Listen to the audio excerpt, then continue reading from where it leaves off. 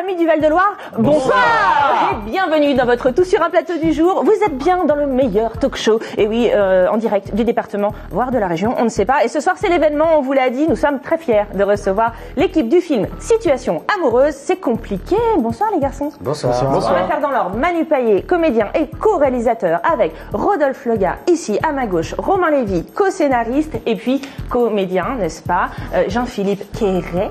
C'est Jean-François, mais Jean-Philippe, ça va. Jean-François, en plus, n'importe quoi. On va recommencer. Jean-François. Jean-François, c'est pour toute la région PACA. Provence avec Côte d'Azur et dans l'Hérault aussi, Jean-François. Bon, ça commence bien, ça va vous? Très bien, super. On est ravis d'être là, TV Tour. Mais on est ravis de vous recevoir, merci. Merci d'être avec nous. Ça va être fou ce soir à 19h30 du côté du méga CGR de Lyon. Oui, c'est le quartier. Il y aura une ambiance de dingue, vous allez voir de la pyrotechnie, on ne sait pas. Mais hop, avant, on découvre la bande-annonce du film. Reconnais que t'es le mec le plus irresponsable d'Île-de-France. C'est déjà un miracle que t'aies trouvé une meuf. Ouais. Et bientôt, ta femme. Ça va pas à peine? Tu vas pas croire ce que je vais te dire là. Qui est entré dans mon bureau pas plus tard que hier? Vanessa Bestel himself. Juste la bombe brillante, le truc qui n'existe pas, la meuf elle est aussi belle qu'elle est brillante. Elle m'a jamais calculé au collège, maintenant elle m'appelle toutes les 10 minutes. Oh la pute. À 3, tu vas me promettre que tu vas effacer cette meuf de ta tête, mais vraiment, en total recall. 1, 2... Hi. Salut. Attends, c'est elle, Vanessa? Il faut absolument que tu la baises.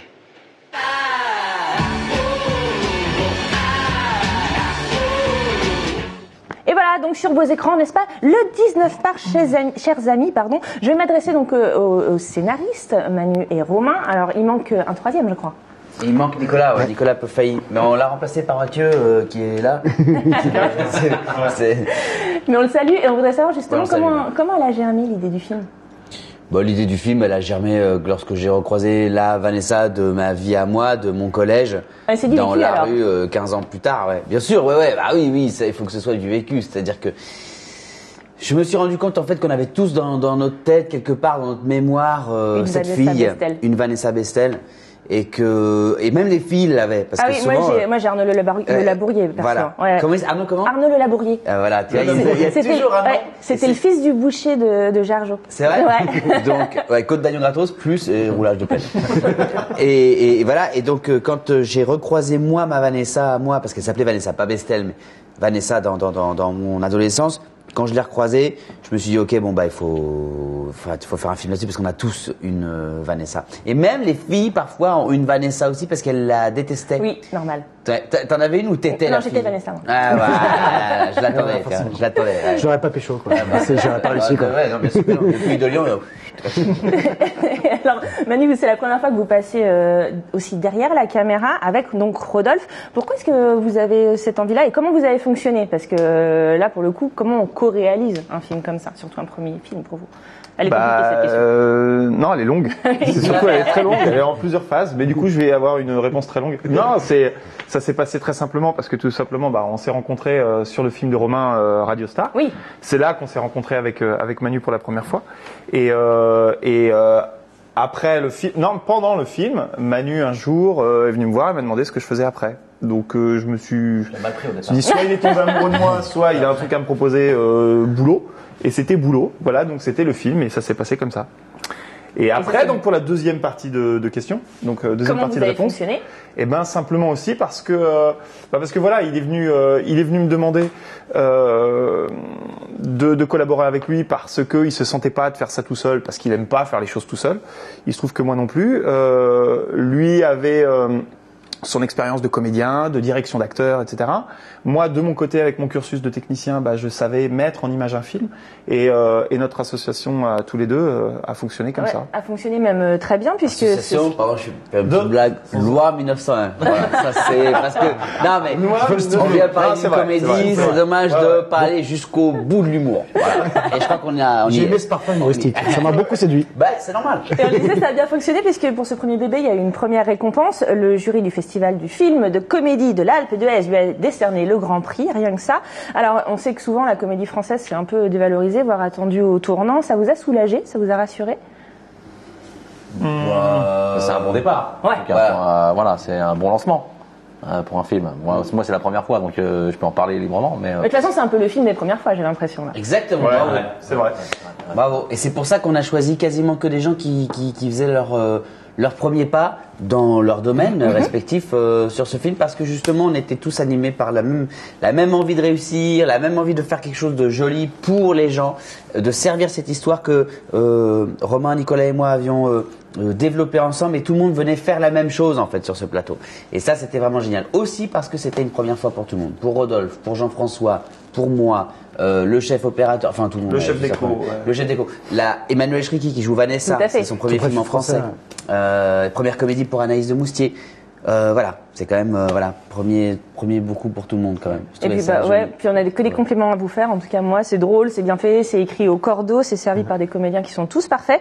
Les filles aussi sont super, mais avec plaisir. Et mention spéciale quand même à vous, Jean-François Jean-Philippe, n'est-ce pas? Parce que quand même, vous êtes un peu Oscar du grand couillon, n'est-ce pas, dans ce film. C'est vrai, j'ai la palme. Ouais, mais c'est un vrai premier, c'est un deuxième rôle, mais presque un premier rôle. Bien sûr, mais oui. Qu'est-ce que vous avez ressenti au moment où vous avez reçu ce projet? Vous êtes dit c'est pour moi?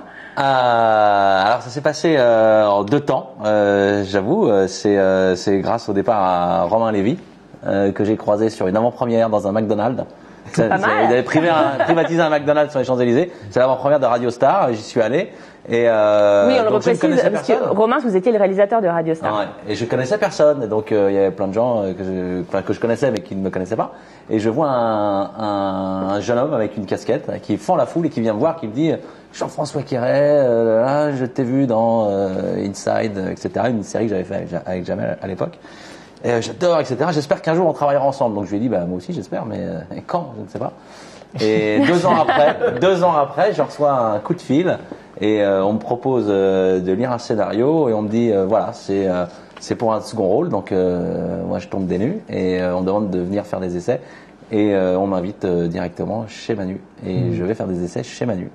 Et de là, il y a eu un petit décalage après dans la fabrication du film, mais en tout cas, merci de votre fidélité et merci de m'avoir proposé parce que je vis un rêve éveillé. Oui, puis c'est un rôle d'équilibriste aussi parce que vous êtes bien entendu super drôle, mais c'est aussi super touchant parce que on retrouve finalement le super pote à l'intérieur de ce grand couillon, comme je disais tout à l'heure. Mais l'équilibrisme, on va dire, il est un peu partout dans le film parce que on surfe comme ça du côté comique au côté émouvant sans que ce soit cuculapraline. Ça a été dur pour vous? Vous avez dû vous censurer parfois ou...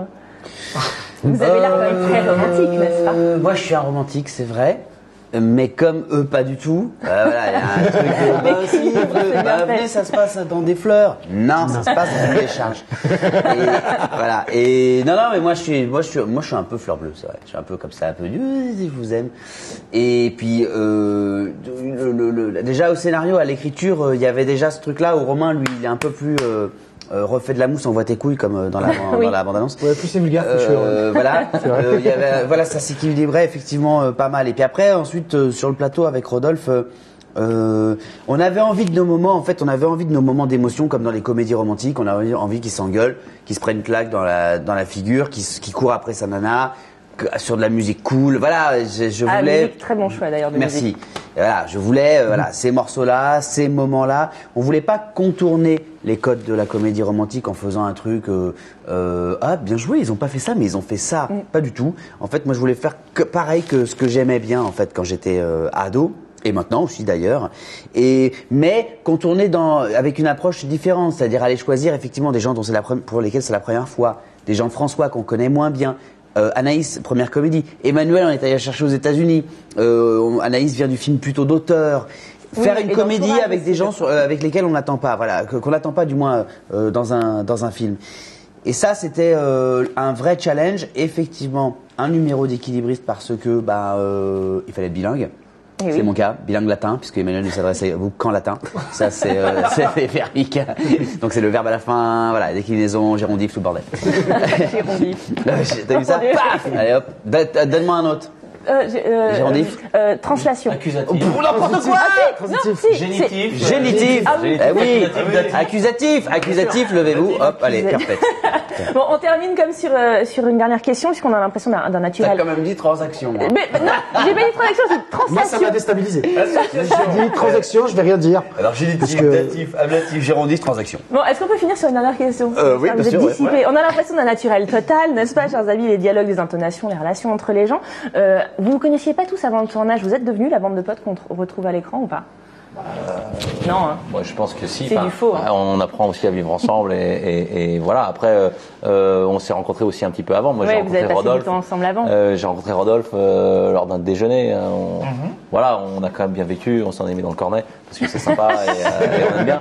Mais voilà, après, on se connaissait quand même. On avait appris un petit peu à se rencontrer. Puis on s'est retrouvés sur le plateau et ça a été naturel. Enfin, on s'est pas forcé. On était bien. Non, et puis il faut dire un truc aussi, c'est que sur un plateau, pour que vous ayez l'impression qu'on est tous potes, il faut travailler.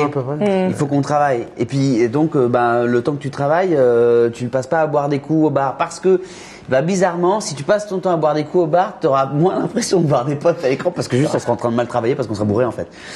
Donc voilà, l'amitié, aujourd'hui, c'est plus maintenant qu'on peut discuter, parler, parce qu'on a le temps entre les villes dans lesquelles on présente le film de se parler.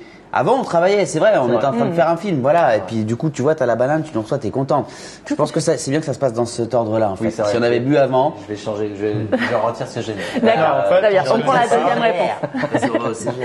Merci beaucoup, en tout cas, à tous les quatre d'avoir été avec nous. Je vous rappelle. Émilie. Avec plaisir. Merci beaucoup. Avec plaisir. Arrêtez, vous revenez quand vous voulez. Je vous rappelle que Situation amoureuse, c'est compliqué. C'est donc le 19 mars dans les salles et ce soir uniquement au Méga CGR de Lyon, n'est-ce pas? On avait un jeu pour faire gagner des places, mais ça y est, c'est fini. On a tout distribué, mais si, succès incroyable. Arrêtez de jouer chez vous, arrêtez de jouer. Mais c'est pas grave. Bien lancer les jeux, des places. Oui, mais je vous donne quand même le Facebook du film qui est inscrit ici. Et puis il y a bien sûr aussi le site du CGR, www.cgrcinema.fr/tour2. On va marquer une courte pause, chers amis. Merci à vous quatre d'être passés par notre plateau. On se retrouve après la pub pour parler de notre groupe brésilien Made in Tour, les Pica Pau, et du 21e Pica Pau. Et le 21e festival BD en Chinonais. Ne bougez pas.